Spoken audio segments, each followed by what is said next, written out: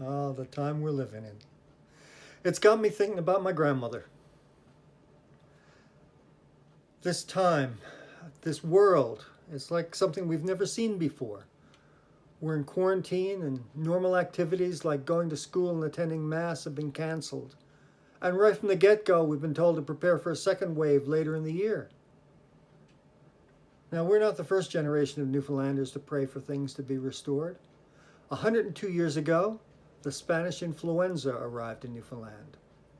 The Spanish influenza. The largest, most destructive outbreak of infectious disease in recorded history. It took a year to run its course and killed between 20 and 40 million people worldwide. The Spanish flu came to St. John's in late September of 1918.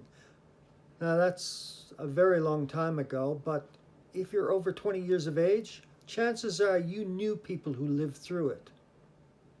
If you're a St. Teresa's parishioner, you probably remember my grandmother, Teresa O'Keefe. She was born in Dunnville, Placentia in 1911. She moved to St. John's with her husband and her children in the 1950s, and she attended Mass at St. Teresa's for more than 50 years. For 30 of those years, she lived on Pierce Avenue.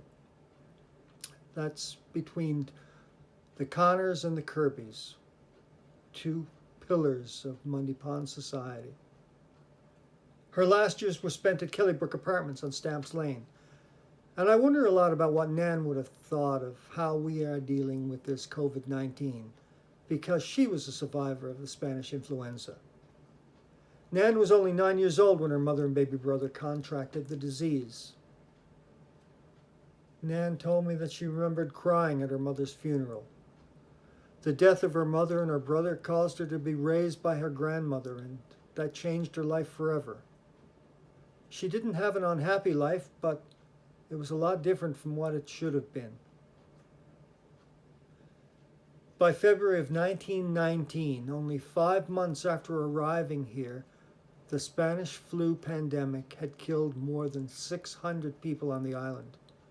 In Labrador, the flu killed almost a third of the Inuit population and wiped out whole communities right off the map and out of existence. But Newfoundland survived. Today, we're being inundated with all things coronavirus. But to combat this, we need to pause, to breathe, and to think. We're in our 9th week of lockdown. It's easy to get a bit crazy, to get thoughtless, to get careless. But we've got to be patient. We've got to wait, because time is the essential ingredient in all of this. As Father Leo English said in his Good Friday homily from Grand Prairie, Alberta, we're an Easter Sunday people living in a Good Friday world. We're seeing a kind of suffering and pain that hasn't been in our society for a century. And as we can see on the news, along with everything else that's going on in the world, COVID-19 has brought a lot of unnecessary hurt and needless rebellion, gross unfairness, and horrible victimization to our society. Like my grandmother and other survivors of her generation who lived through 2 world wars and a pandemic, we just have to keep our dignity and remember who we are and where we came from. Nan got through this, and so will we. And although it may feel like it, that rock isn't going to be in front of that Good Friday tomb forever.